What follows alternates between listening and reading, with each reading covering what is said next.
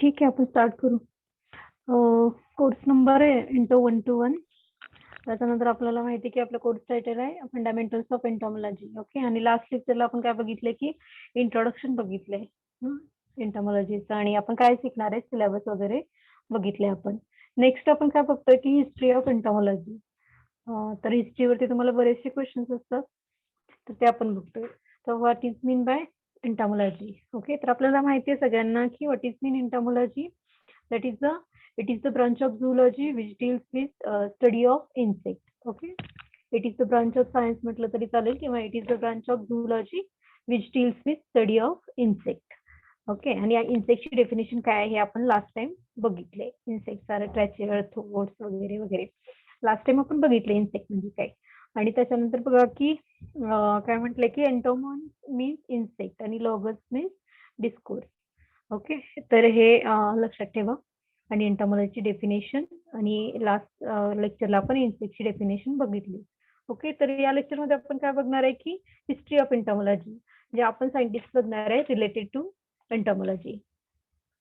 तर बघा की फर्स्ट आहे अरिस्टॉटल.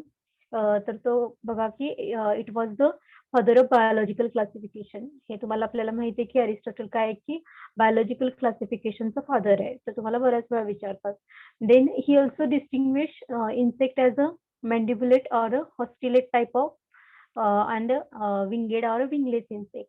तर बघा की जो अरिस्टॉटल होता, तर मेनली तो काय आहे की father of biological classification, biological क्लासिफिकेशनचा फादर आहे. आणि त्यांनी काय केलं की इन्सेक्टचं म्हणजे सेपरेशन केलं किंवा डिस्टिंग्विश केलं on the basis of the मॅन्डिब्युलेट. मॅन्डिब्युलेट म्हणजे काय की जे those insect which is feed on solid food material, आणि हॉस्टिलेट म्हणजे काय की those insect which is feed on liquid food material.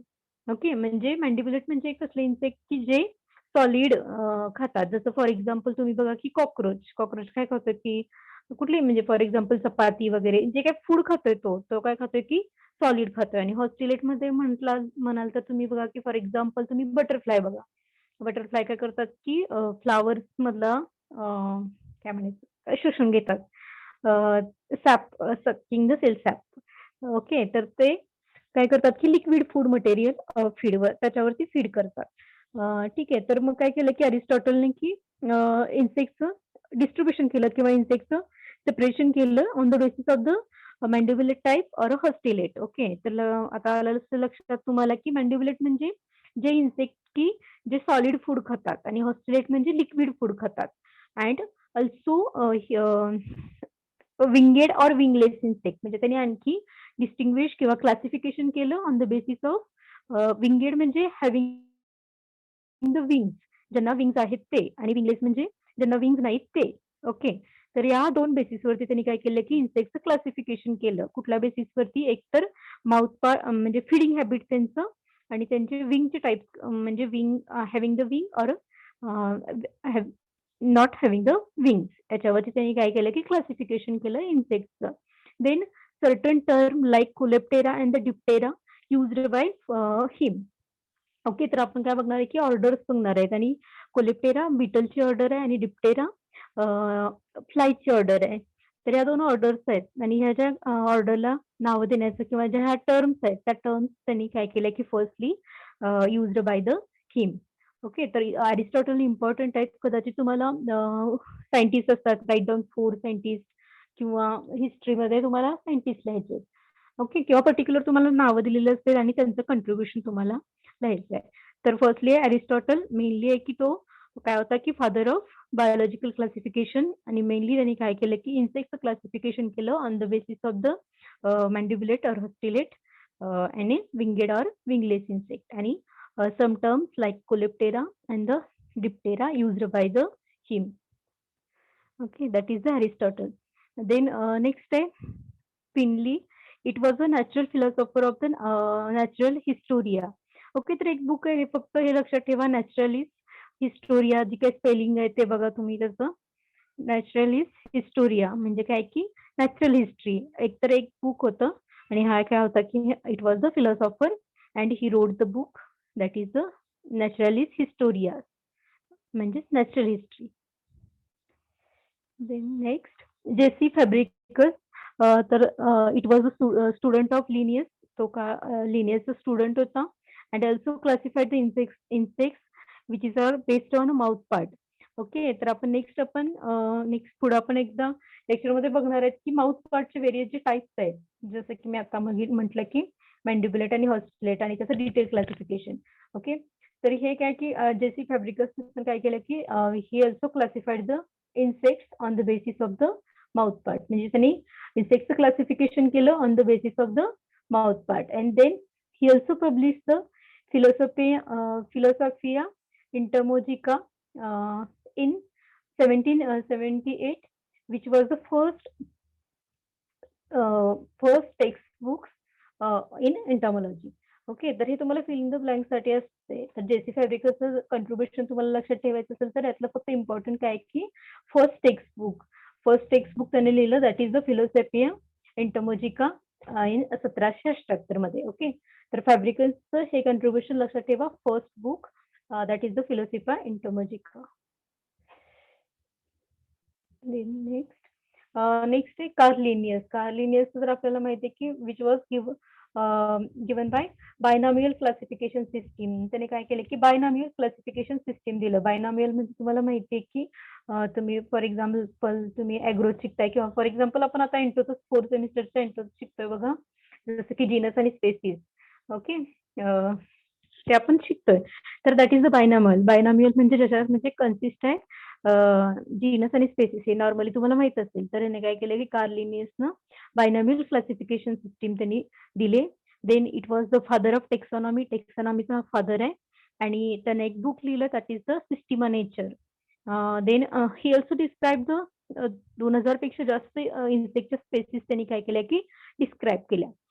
कार्लिनियसचं लक्षात ठेवण्यासारखं काय की it was the father of taxonomy आणि त्यानं जे बुक लिहिलंय सिस्टिमा नेचर. ओके, हे इम्पॉर्टंट आहे. कार्लिनियस फादर ऑफ टेक्सॉनॉमी आणि he also wrote the book that is the Systema Nature. Then J.E. Koinger, हे काय म्हणजे एवढं इम्पॉर्टंट नाही हा सायंटिस्ट. त्याने काय केलं की he first to collect the number of insects from the Coromandel and southern India. म्हणजे त्याने काय केलं की इन्सेक्टचे बरेच कलेक्शन केले पर्टिक्युलर या एरियामधून. Then his collection were studied and named by Linnaeus. आणि त्याने जे इन्सेक्टचे कलेक्शन केलं होतं त्याच्यावरती स्टडी कुणी केला, कार्लिनियसनं केला आणि त्याने काय केलं की त्या इन्सेक्टला नेम दिलं. ओके, तर हे काही इतके इम्पॉर्टंट नाहीये. देन बघा की 1875 मध्ये सोनग्रास म्हणजे एक सायंटिस्ट आहे, to conduct the research work in biting lice. म्हणजे बायटिंग लाईस एक इन्सेक्ट आहे, त्याच्यावरती त्यांनी रिसर्च कंडक्ट केला. देन 1782 मध्ये बघा doctor Kerr he also publish an account of lac insect. म्हणजे त्यांनी लाख इन्सेक्ट जे असतात त्याच्यावरती त्यांनी रिसर्च केला किंवा हे publish on a lac insect. Then बघा की 1791 डॉक्टर जे अँडरसन त्यांनी काय दिलं की monograph on a scale insect. जे स्केल इन्सेक्ट आहेत त्याच्यावरती त्याचा स्टडी केला आणि त्याने काय दिला की त्याचा मोनोग्राफ दिला. देन काही इम्पॉर्टंट नाही एवढे सायंटिस्ट. नेक्स्ट बघा चार्ल्स डार्विन. हा तर आपल्याला सगळ्याला माहिती आहे. डार्विनने काय केलं की he also gives the theory of evolution. त्यांनी काय दिले की थेरी ऑफ इव्हॉल्युशन दिलंय. आणि थेरी ऑफ इव्हॉल्युशन काय आहे की all the species of the life have evolved from the common ancestors. Okay, म्हणजे जे काही स्पेसिस आहेत ते काय त्यांचा जो अँसेस्टर्स आहे तो काय की कॉमन आहे. आपल्याला माहिती की डार्विनचा सिद्धांत आपल्याला माहिती आहे. फक्त लक्षात ठेवण्यासारखं आहे की चार्ल्स डार्विनने काय दिलंय की theory of evolution. Then next 1875 बघा की foundation of Indian insect museum at Kolkata. Okay, तर हे सगळं तुम्हाला फिल इन द ब्लँक्सला थोडंफार असतंय. तर काय की 1875 ला काय झालं की foundation of Indian insect museum at Kolkata. Then 1883 Bombay natural society started publication of journal of Bombay natural history. तर एक जर्नल आहे, त्या जर्नलचं नाव आहे बॉम्बे नॅचरल हिस्ट्री. तर हे पब्लिश केलं बॉम्बे नॅचरल सोसायटीनं. हे जर्नलचं पब्लिकेशन आहे. ओके, जर्नलचं नाव आहे की journal of Bombay natural history 1883 मध्ये. Then 1892 fauna of British India. ठीक आहे नाही इम्पॉर्टंट. देन इंडियन म्युझियम हे पण नाहीये.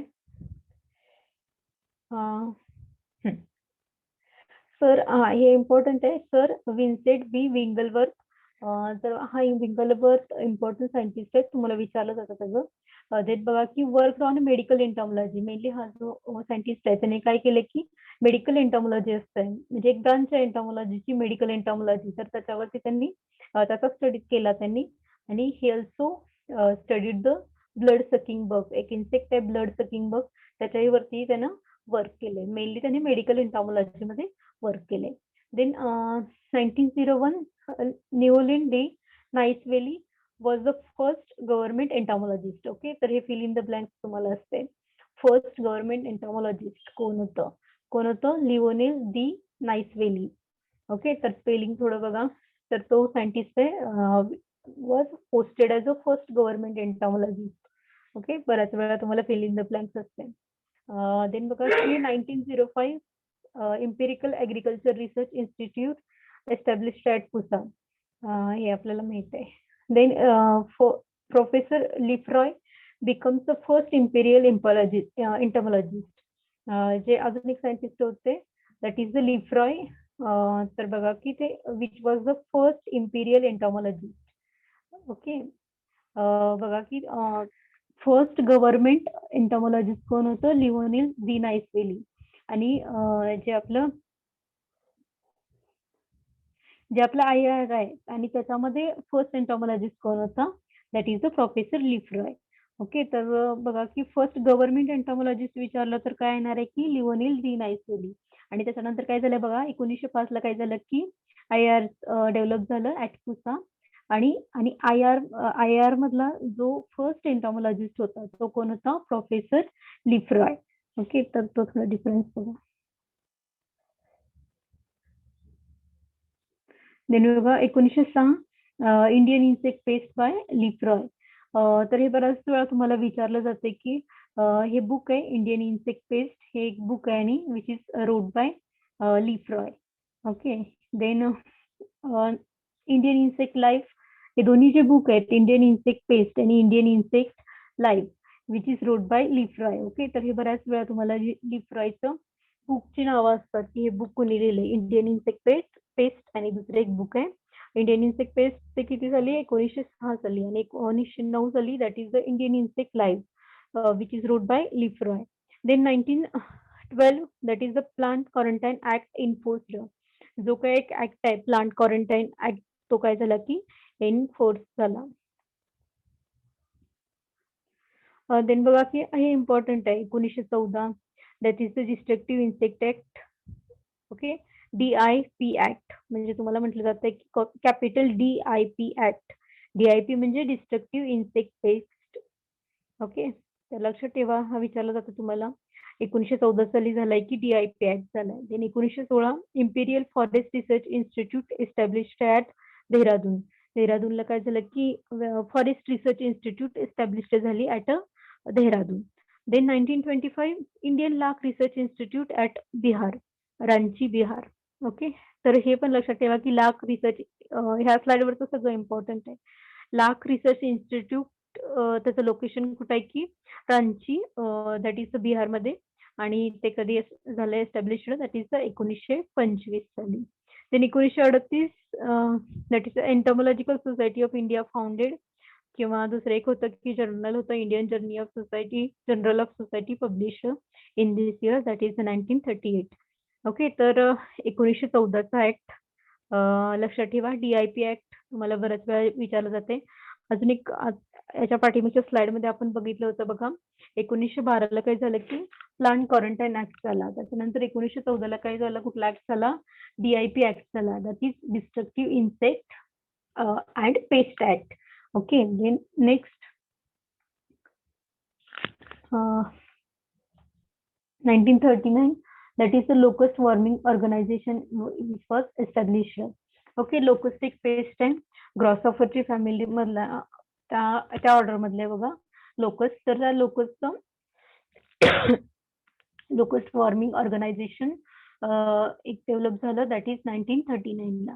ते 1940 सायंटिस्ट आहेत Iyer which was published a handbook of economical entomology for South India. तर त्याने हँडबुक ऑफ इकॉनॉमिकल एंटॉमॉलॉजी पब्लिश केलं. Then 1963 textbook of agricultural entomology by H.S. Pruthi. He was the first plant protection advisor of the government of India. Okay, तर हे एक important आहे बघा. 1963 ला काय झालं की सायंटिस्ट आहे दॅट इज द H.S. पृथ्वी. तर त्यांनी एक बुक लिहिलं दॅट इज द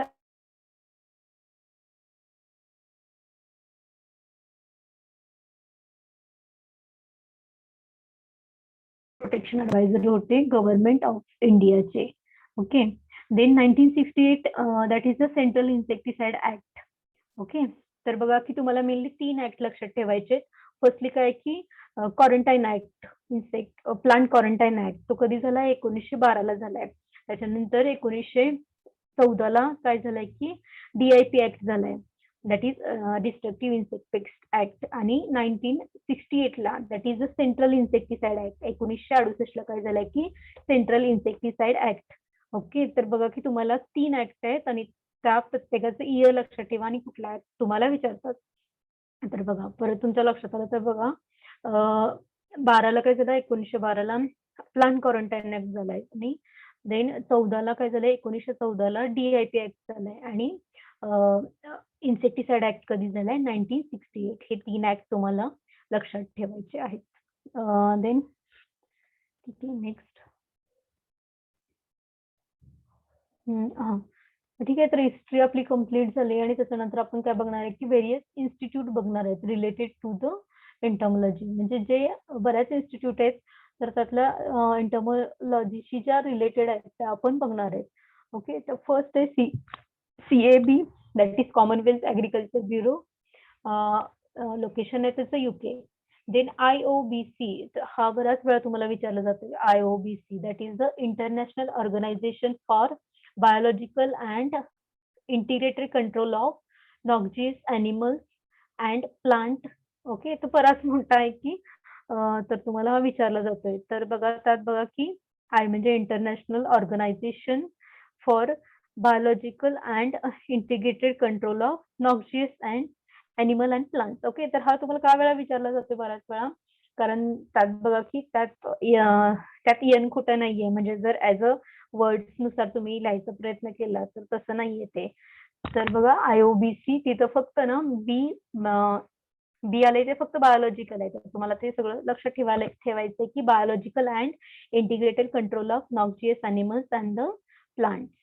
ओके, तर हे बऱ्याच वेळा तुम्हाला विचारलं जातंय. IOBC that is the international organisation for biological and integrated control of noxious animals and the plants. Okay, तर ह्याचं लोकेशन काय आहे की वेस्ट इंडिज. वेस्ट इंडिज मध्ये हे इन्स्टिट्यूट आहे. नेक्स्ट बघा ICIPE that is the international centre of insect physiology and the ecology. Location आहे Kenya. ICIPE that is International Center of Insect Physiology and the Ecology. Then PDBC, बघा Project Directorate of Biological Control. Project Directorate of Biological Control, त्याचं location आहे Bangalore. Then NBAII that is National Bureau of Agriculturally Important Insect. Okay, next. Then NCIPM that is National Center for Integrated Pest Management. National centre आहे integrated pest मॅनेजमेंटचं national centre आहे. कुठे आहे ते दिल्लीला आहे. That is the NCIPM national centre for integrated pest management. Location त्याचं आहे Delhi. Then CIB that is central insecticide board. It was in Faridabad. Okay, that is CIB. That is next that is NPPTI that is National Plant Protection Training Institute in Hyderabad. Okay, National Plant Protection Training Institute in Hyderabad. Then NIPHM that is National Institute of Plant Health Management. And the last one that is IGSI that is Indian Green Storage Institute. त्याचं location आहे Hapur UP. Okay, तर या institute आहेत तर तुम्हाला elaborate करायसाठी असतात, म्हणजे तुम्हाला त्याचे लाँग फॉर्म लिहायचे. ठीक आहे. तर हे सगळं आपलं टोटल हिस्ट्रीमध्ये येतंय, की हिस्ट्रीमध्ये आपण सायंटिस्ट आणि त्याच्यानंतर आपण थोड्याशा इन्स्टिट्यूट बघतोय. तर ह्यातलं इम्पोर्टंट काय आहे, की IOBC एक इम्पोर्टंट आहे. त्याच्यानंतर या स्लाइडवरचं तुम्ही हे सगळंच बघा. त्यानंतर नॅशनल सेंटर किंवा त्याचं लोकेशन वगैरे तुम्हाला विचारलं जातं. IPMचं national centre that is in Delhi किंवा सेंट्रल इन्सेक्टिसाइड बोर्ड कुठे आहे. ठीक आहे. तर हे सगळं तुमचं हिस्ट्रीत इन्क्लूड होतंय आणि सायंटिस्ट लक्षात ठेवा, फादर बायोलॉजिकल क्लासिफिकेशनचा, टेक्झॉनॉमीचा फादर. ठीक आहे. त्याच्यानंतर जे बुक्स आहेत ते थोडंफार लक्षात ठेवा. म्हणजे जास्त हिस्ट्रीवरती काही जास्त क्वेशन्स नसतात. फक्त तुम्हाला थोड्याशा फिल इन द ब्लँक्स किंवा वन लाईन सेंटरमध्ये जे क्वेशन्स असतात त्याच्यामध्ये थोडीशी असते आणि कधी-कधी तुम्हाला म्हणजे 4 मार्कला क्वेशन असतोय हिस्ट्रीवरती. ठीक आहे. तर हे सगळं चॅप्टर बघणार आहे.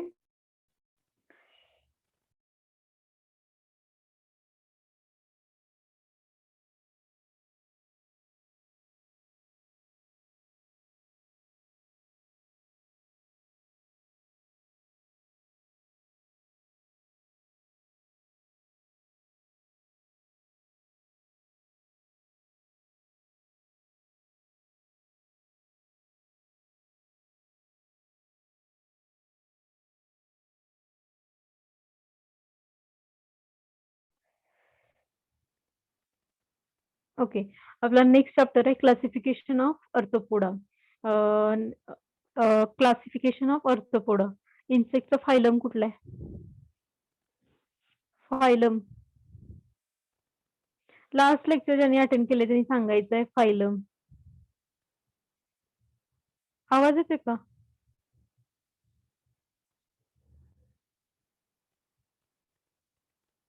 D1.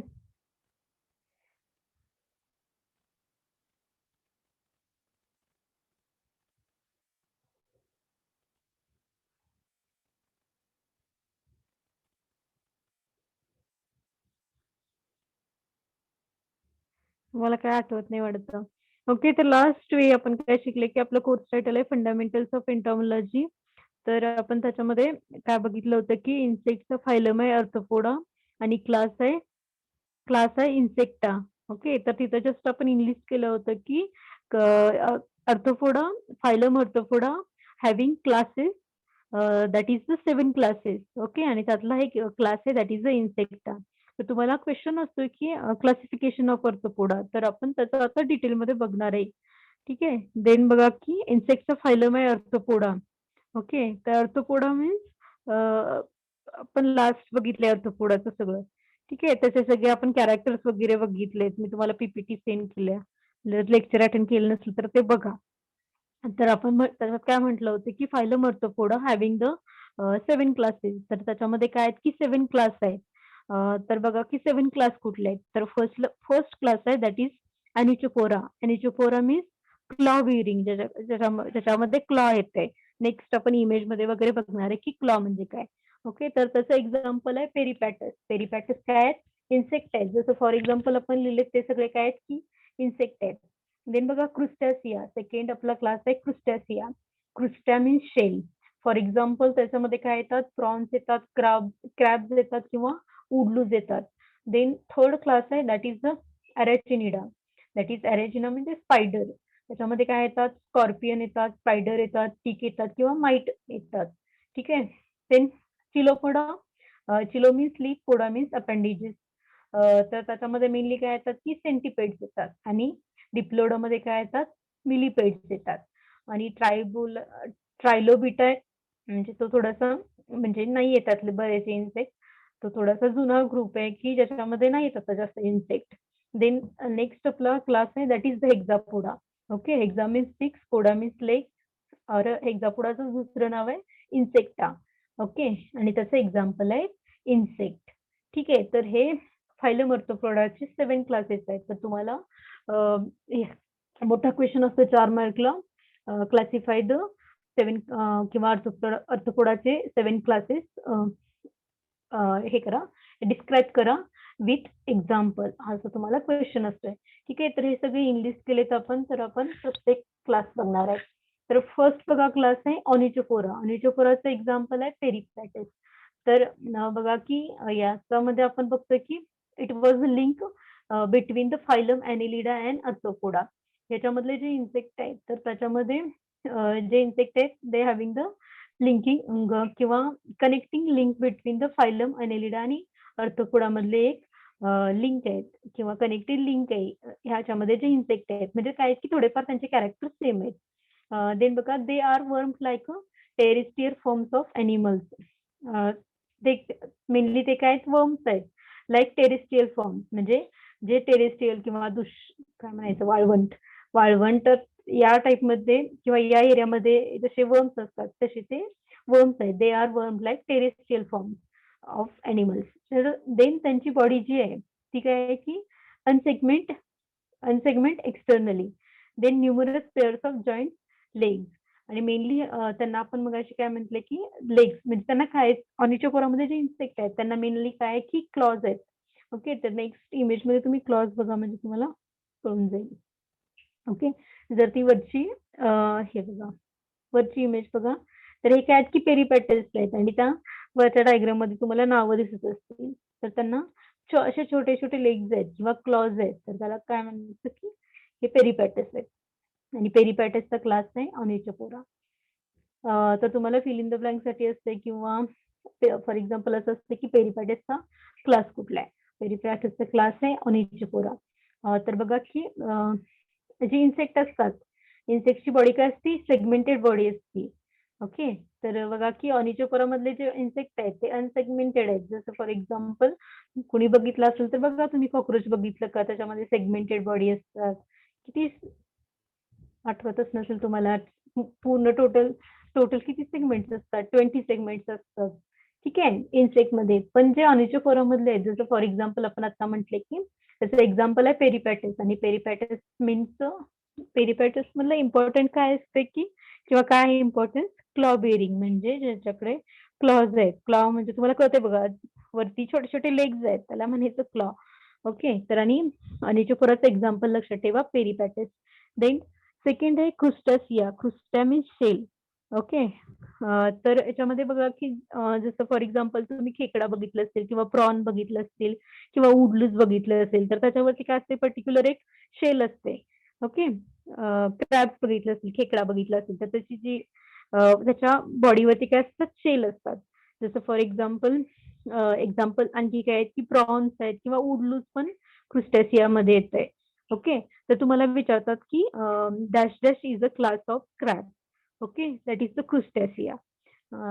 तर हे असं असते तुम्हाला. तर बघा की क्रुस्टॅसिया जी या क्लासमधले जे इन्सेक्ट आहेत ते काय आहेत की मराईन अर्थ्रोपोड्स आहेत. मेनली ते मराईन नाहीत, म्हणजे समुद्रामध्ये वगैरे असणारे मराईन्स आहेत. Then exoskeleton form due to the deposition of calcium salt.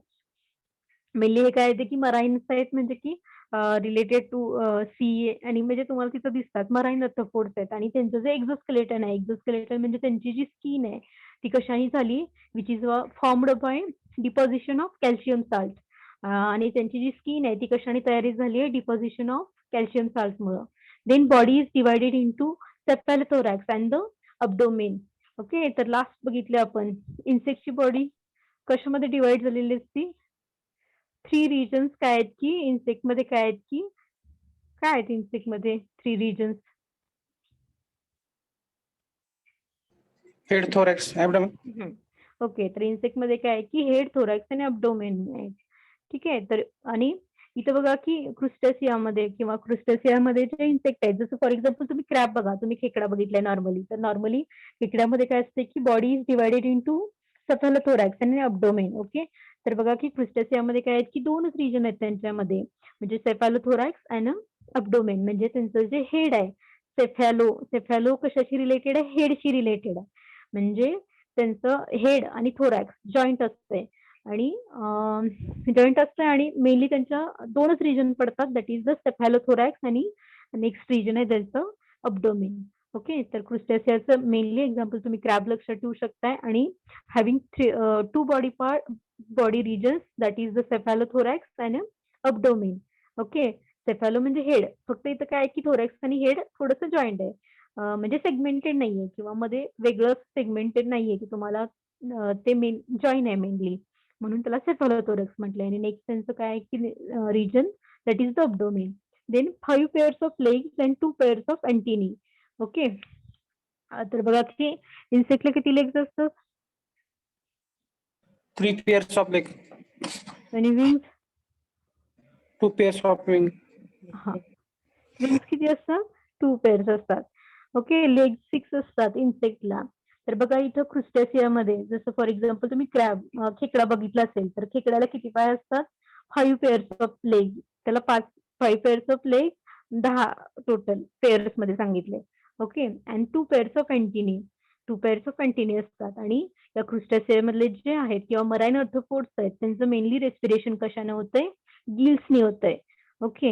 इन्सेक्टचं respiration कशाने होतंय इन्सेक्टचं रेस्पिरेशन ट्रॅचियामुळे होतंय. ओके. आपण स्टार्टिंगला डेफिनेशन मध्ये बघितलंय बघा की इन्सेक्ट्स आर ट्रॅचियड अर्थ्रोपोड.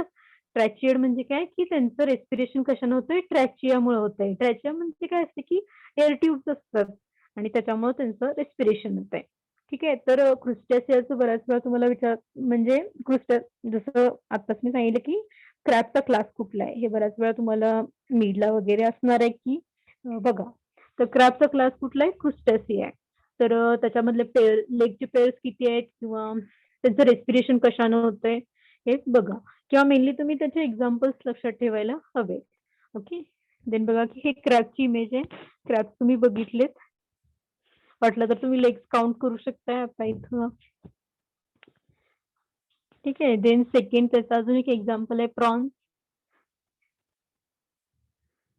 ओके. हे प्रॉन्स आहेत. देन नेक्स्ट एक्झाम्पल आहे दॅट इज वुडलूज. ओके. हे वुडलूज आहे. तर हे एक्झाम्पल आहे क्रुस्टेसिया. क्रुस्टेसियामध्ये काय येतात क्रॅब. देन नेक्स्ट आपला क्लास आहे अरॅचिनिडा. अरॅची मीन्स काय की स्पायडर. तर यामध्ये मेनली काय येतात स्पायडर्स येतात. ओके. आणि अजून एक एक्झाम्पल आहे त्याचं स्कॉर्पियन किंवा टिक किंवा माईट.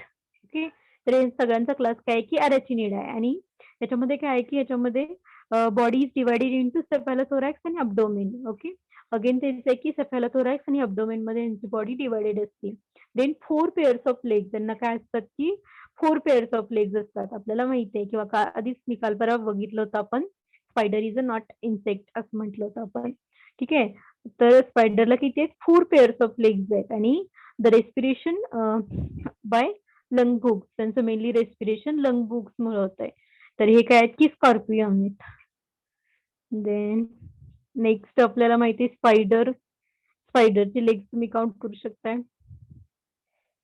ठीक आहे. त्याच्यानंतर आणि हे काय माईट आहे. ओके. 4 पेअर्स ऑफ लेग्स म्हटलंय तर इथं तुम्ही काउंट करू शकता बघा 4 पेअर्स आहेत इकडे 4 आहेत. ठीक आहे. तर हे 3 एक्झाम्पल आहेत अरॅचिनडचे. देन नेक्स्ट आपला क्लास आहे चिलोपोडा. चिलोपोडा मीन्स स्लीप, पोडा मीन्स अपेंडिजेस किंवा फूट म्हटलं तरी चालेल. तर त्याचं मेनली एक्झाम्पल आहे सेंटिपेड. आणि सेंटिपेड्स जे असतात त्यांची बॉडी डिवायडेड इंटू हेड. 2च रिजन आहेत त्यांचे हेड आणि ट्रंक. मेनली म्हणजे हेड आणि थोरॅक्स. म्हणजे इथं काय की थोरॅक्स आणि अब्डोमेन आहे हे काय की जॉईंट आहे आणि त्याला काय म्हटलंय त्यांनी ट्रंक म्हटलंय किंवा त्या पार्टला पूर्ण ट्रंक म्हटलंय. जसं आपण सेफॅलोथोरॅक्स म्हटलंय आधीच्या इमेजमध्ये. सेफॅलोथोरॅक्स म्हणजे काय की तिथे हेड आणि थोरॅक्स जॉईंट आहे. इथं ट्रंक मध्ये काय की त्यांचं थोरॅक्स आणि अब्डोमेन जॉईंट आहे. ओके. तर चिलोपोडाचं एक्झाम्पल आहे सेंटिपेड्स आणि सेंटिपेड्स मध्ये मेनली 2 रिजन्स असतात दॅट इज हेड आणि trunk. Then single pair of antennae. त्यांच्यामध्ये सिंगल पेअर ऑफ अँटिनी असते. Then each body segments bear appendages. त्यांचं प्रत्येक बॉडी सेगमेंटेड म्हणजे काय म्हणायचं जे प्रत्येक सेगमेंट आहेत आणि त्याच्या प्रत्येकाला काय येतं की अपेंडिजेस येतात. ओके. आणि रेस्पिरेशन मेनली ट्रॅचिन होते. अपेंडिजेस पहिला बघून घ्या. हे सगळे काय आहेत की हे काय हे गोम तुम्ही म्हणता ना ती आहे ती. बघा की आपण काय म्हटलं की त्यांचं बॉडीचं जे सेगमेंट आहे, बॉडीचं प्रत्येक सेगमेंट आहे, त्या प्रत्येक सेगमेंटला काय येते की अपेंडिजेस येते, म्हणजे पाय येतात, प्रत्येक पाय, गोमही आहे. ओके. तर त्या याचं एक्झाम्पल आहे हे काय आहेत की सेंटिपेड्स आहेत. सेंटिपेडचा क्लास लक्षात ठेवा, सेंटिपेडचा क्लास आहे चिलोपोडा आणि मेनली याचं कॅरेक्टर आहे काय की मेनली त्याचं डिव्हिजन हेड आणि ट्रंकमध्ये होतंय. आणि जसं इमेजमध्ये पण बघा की तुम्हाला जस्ट हेड ओळखायला येते, म्हणजे फॉर एक्झाम्पल तुम्हाला इथं डिव्हिजन करता येत नाही की थोरॅक्स कुठला आहे, अब्डोमेन कुठला आहे. ओके. नॉर्मल बघा, फॉर एक्झाम्पल तुम्ही कॉकरोच डोळ्यासमोर आणा, तर बघा कॉकरोचला जर तुम्ही उलटा केला तर तुम्हाला म्हणजे वरती तुम्हाला विंगच दिसतील, पण तुम्ही जर त्याला उलटा केला तर तुम्हाला पर्टिक्युलरली सेगमेंट बघायला मिळतील की त्याचं हेड वेगळं, म्हणजे आपण जेव्हा माउथ पार्ट डिसेक्शन करणार आहे, तेव्हा आपण त्याचं हेड कट करून घेणार आहे. तर बघा की तुम्हाला हेड वेगळं दिसतं, थोरॅक्स वेगळं दिसतं आणि अब्डोमेन वेगळं दिसतंय. ओके. तर हे 3 वेगळे पार्ट आहेत बॉडीचे कॉकरोचच्या. तसं इथं बघा, इथं काय की इथं सेंटिपेड आहे. तर सेंटिपेड म्हणजे ही नॉर्मली गोम आहे आणि गोमेला बघा काय असतं की फक्त तुम्हाला इथं डोळ्याला तुम्हाला काय दिसतं की त्याचं हेड दिसतंय आणि हेड नंतर तुम्हाला तिचा जो बॉडी पार्ट आहे, तो तुम्हाला काय की सेगमेंटमध्ये करता म्हणजे नाहीये सेगमेंटेड. तो काय की एकच आहे आणि त्याला काय म्हटलं जाते, ट्रंक म्हटलं जातंय. आणि अजून एक कॅरेक्टर काय आहे की each body segmented having the appendages, म्हणजे प्रत्येक बॉडी सेगमेंट आहे त्याच्यावरती काय येतात की अपेंडिजेस किंवा फूट म्हणजे त्याचे लेग्स येतात त्याच्यावरती. ठीक आहे. तर चिलोपोडाचं एक्झाम्पल आहे सेंटिपेड्स, हेही तुम्हाला विचारलं जाते कारण हे एकच एक्झाम्पल आहे चिलोपोडाचं. देन नेक्स्ट क्लास आहे diplopoda. Diplopoda, diplo means two, poda means appendages. Okay. तर याचंही एकच एक्झाम्पल आहे, दॅट इज द मिलिपेड्स. तर यांची जी बॉडी असते ती काय असते की सेगमेंटेड बॉडी असते आणि 2 पेअर्स ऑफ लेग्स असतात त्यांना आणि 2 पेअर्स ऑफ स्पायरॅकल्स. स्पायरॅकल्स म्हणजे जेव्हा आपण रेस्पिरेशन सिस्टीम बघणार आहे इन्सेक्टची, तेव्हा तुम्हाला आणखी स्पायरॅकल्स कळेल. तर स्पायरॅकल्स काय आहेत की ओपनिंग ऑफ एअर ट्यूब्स आहेत, म्हणजे ज्याच्यातून रेस्पिरेशन होतंय त्याचे जे ओपनिंग्स आहेत. ओके. एअर ट्यूबचे जे ओपनिंग्स आहेत त्याला म्हणायचं स्पायरॅकल्स. जेव्हा आपण रेस्पिरेशन सिस्टीम बघणार आहे त्याच्यामध्ये तुम्हाला कळेल की स्पायरॅकल्स काय आहेत आणि त्याचं फंक्शन काय आहे वगैरे वगैरे. ठीक आहे. तर इथं काय असतं की 2 पेअर्स ऑफ स्पायरॅकल्स असतात आणि डिप्लोडाचं एक्झाम्पल आहे मिलिपेड. तर हे मिलिपेड्स आहेत. बघा की तुम्हाला पावसाळ्यात तुम्हाला हे दिसतात. हे काय मिलिपेड्स आहेत. ठीक आहे. हे मिलिपेडचा क्लास आहे डिप्लोडा. देन ट्रायलोबिटम, तर हा थोडासा एक्स्ट्रीम ग्रुपचा आहे, म्हणजे याच्यातले जे इन्सेक्ट आहेत ते आता जास्त नाहीयेत. सिंगल पेअर ऑफ अँटिना असते, 4 पेअर्स ऑफ लिंब असते. ठीक आहे. तर आपला एक इम्पॉर्टंट क्लास आहे हेक्झापोडा, हे आपण लास्ट टाइम बघितले. ठीक आहे. अर्थोपोडाचा मधला एक क्लास आहे हेक्झापोडा आणि हेक्झा मीन्स 6, पोडा मीन्स लेग्स और इन्सेक्टा. ओके. आणि लास्ट टाइम पण मी सांगितलं होतं की क्लास इन्सेक्टाचे तुम्हाला कॅरेक्टर विचारतात. तर आपल्याला हे आपण शिकले. The body is insects generally consist of 20 segments. Okay. Then the body is divisible into 3 distinct regions, that is head, thorax and abdomen. Then head bears single pair of antennae. Then thorax bears 3 pairs of legs and usually 2 pairs of wings in adult stage. Then abdomen is having the ambulatory appendages and genital openings. Then these insects respire by means of trachea. Then they generally undergoes the metamorphosis. Okay.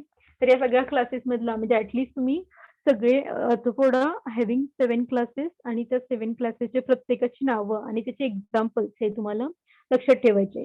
आणि ह्यातला एक class म्हणजे जो की हेक्झापोडा, तर तो important आहे. तुम्हाला काय विचारतात की कॅरेक्टर्स ऑफ अर्थोपोडा आणि next one that is the hexapoda. Okay. Arthropoda phylum आहे, हेक्झापोडा काय क्लास आहे. अर्थोपोडाचा एक क्लास आहे हेक्झापोडा. ओके. तर ह्याचं कॅरेक्टर तुम्हाला बऱ्याच वेळा विचारलं जातं. तर आपण बघितले की इन्सेक्टला काय असते की 20 सेगमेंटची. इन्सेक्टची जी बॉडी आहे ती काय आहे की 20 सेगमेंटची आहे. ओके. देन हेडमध्ये किती सेगमेंट आहेत? लास्ट झालंय आपल्याला. 6. ओके. हेडमध्ये 6 सेगमेंट आहेत. त्याच्यानंतर थोरॅक्समध्ये किती सेगमेंट आहेत? 3. 3 आणि अब्डोमेनमध्ये 11. ओके. तर हा असा टोटल इन्सेक्ट किती 20 सेगमेंटचा टोटल इन्सेक्ट आहे. देन आपल्याला माहिती आहे की द बॉडी बॉडी रिजन्स किती आहेत? इन्सेक्टचे बॉडी रिजन्स किती आहेत? Body reasons 3. बॉडी ओके 3 आहेत. That is the head, thorax आणि अब्डोमेन. ओके, तर इन्सेक्टला अँटीनी किती असतात? अँटीनी किती असतात? 2. 2. ओके, देन ठीक आहे. लास्ट टाइम आपण बघितलं होतं की किंवा तुमच्या लक्षात असलं तर बघा की थोरॅक्स, विंग्स कुठे येतात, लेग्स कुठे येतात. थोरॅक्स मध्ये किती सेगमेंट आहेत? थोरॅक्स मध्ये 3 सेगमेंट्स आहेत. कुठले कुठले? प्रोथोरॅक्स, मेसोथोरॅक्स आणि मेटाथोरॅक्स. ओके, हा, प्रो, मेसो आणि मेटा. ओके, तर त्याच्यावरती विंग्स कुठे येतात, लेग्स कुठे येतात हे आपल्याला माहित असेल. विंग्स कुठे येतात? ओके, ठीक आहे. विंग बेरिंग सेगमेंट कुठलं आहे? आवाज येत नाही नीट. ओके, प्रत्येक म्हणजे प्रो, मेसो आणि मेटावरती तिन्हीवरती काय येतात? लेग्स येतात. ओके, आणि फक्त मेसो आणि मेटावरती काय येतात? विंग्स येतात. ओके, आणि विंग बेरिंग सेगमेंट कुठलं आहे? टेरोथोरॅक्स विंग बेरिंग सेगमेंट आहे. विंग बेरिंग म्हणजे ज्याच्यावर विंग्स येतात असं सेगमेंट कुठलं आहे? That is the pterothorax. Okay, P तिथं सायलेंट आहे. लास्ट बघितलं होतं आपण. ठीक आहे, त्याच्यानंतर अजून इन्सेक्ट मध्ये काय आहे की मेनली जे अब्डोमेन आहे त्याच्यामध्ये काय असते की अम्ब्युलेटरी अपेंडेजेस असतात किंवा जे जेनायटल ओपनिंग्स वगैरे ते असते. ओके, आणि अजून एक इम्पॉर्टंट काय आहे की तुम्हाला बऱ्याच वेळा विचारलं जाते की रेस्पिरेशन, इन्सेक्टचं रेस्पिरेशन कशाने होतंय? Respiration fill in the blanks असणार आहे, तुम्हाला मिडला पण असणार आहे. The insect respire by means of trachea. Okay, spelling बघा त्याचं. आणि जनरली इन्सेक्ट मध्ये काय होते की मेटामॉर्फोसिस प्रोसेस होती. आणि लास्ट म्हणजे फर्स्ट इंट्रोडक्शन मध्ये आपण बघितलं होतं की the insect which is grow by the process of metamorphosis. ठीक आहे, मेटामॉर्फोसिस म्हणजे काय? Periodical discarding of the old cuticle, म्हणजे जी त्यांची आधीची स्किन आहे ती निघून जाणं आणि दुसरी स्किन तयार होणं आणि त्याच्यानंतर ती स्किन टफ होणं. ती एक अजून एक प्रोसेस आहे, दॅट इज अ स्केलोटायझेशन. ओके, तर ते आपण नेक्स्ट जेव्हा मेटामॉर्फोसिस बघणार आहे तेव्हा बघू.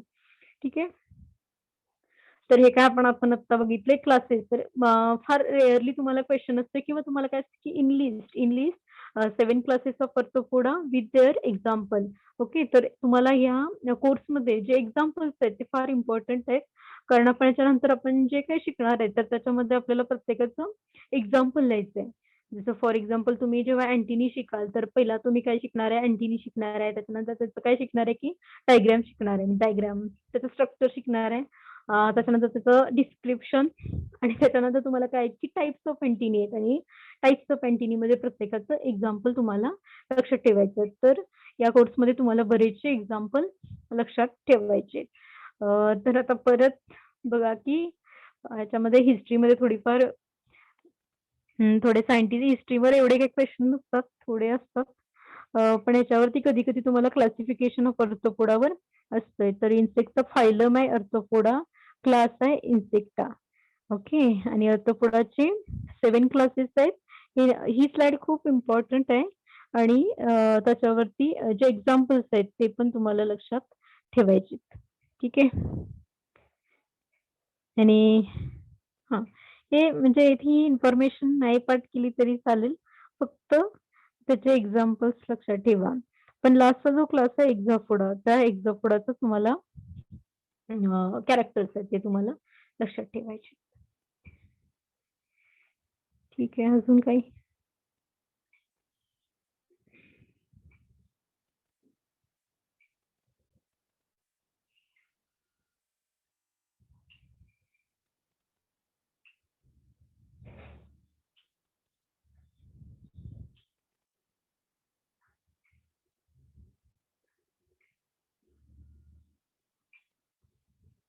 ठीक आहे, हिस्ट्रीमध्ये पण जेवढे मी सांगितले तेवढेच बघा बघा आता फक्त जे काही इम्पॉर्टंट आहे तेवढेच. अरिस्टॉटल आहे काही इम्पॉर्टंट? ठीक आहे, तर मी तुम्हाला दोन्ही पीपीटी सेंड करते बघा, तुम्हाला कुठले वाचायचे आहेत. फर्स्ट बुक टेक्स्ट बुक, त्याच्यानंतर फर्स्ट एंटमॉलॉजिस्ट, जे रेड कलर मध्ये हायलाइट केले ना ती इम्पॉर्टंट आहे किंवा त्याच्यावरती तुम्हाला फिल इन द ब्लँक्स वगैरे असणार आहे. देन फादर ऑफ टेक्सॉनॉमी कोण आहे? कार्ल लिनियस वगैरे. तर हे सायंटिस्ट थोडे बघा. ठीक आहे. आज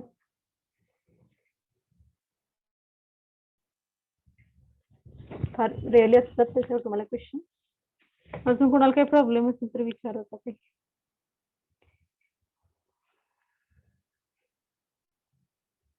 तुम्हाला एक असाइनमेंट नाही दिली ना, ह्याची नाही दिलेली असाइनमेंट.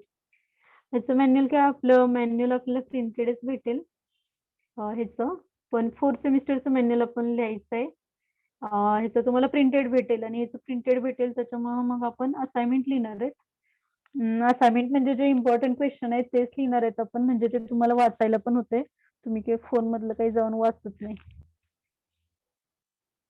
ठीक आहे. असाइनमेंट देते मी थोड्या वेळाने, तर तुम्ही कम्प्लीट करा आणि नेक्स्ट मला सबमिट करा. आणखी कोणाला काही प्रॉब्लेम आहे का? हा, आणखी 4th सेमिस्टरचे लेक्चर. नाही मॅम. हा, 4th सेमिस्टरचे जे मी थोडंसं मला वेळ नव्हता त्याच्यामुळे मी तुम्हाला लिंक सेंड केलेली. कशाची लिंक सेंड केलेली 4th सेमिस्टरची? कशाची केलेली? बघितली का कोणी मागच्या या आठवड्यातली? काल कशाची लिंक सेंड केलेली? Pest of coconut and their management. Okay, हिने एक तेच बघितलंय वाटतं. ओके, तर मी काय ते खूप इम्पॉर्टंट आहे. पेस्ट ऑफ कोकोनट मध्ये बघितलं का तो व्हिडिओ सगळा? बघा ते जाऊन, कारण मी ते काय परत शिकवणार नाहीये.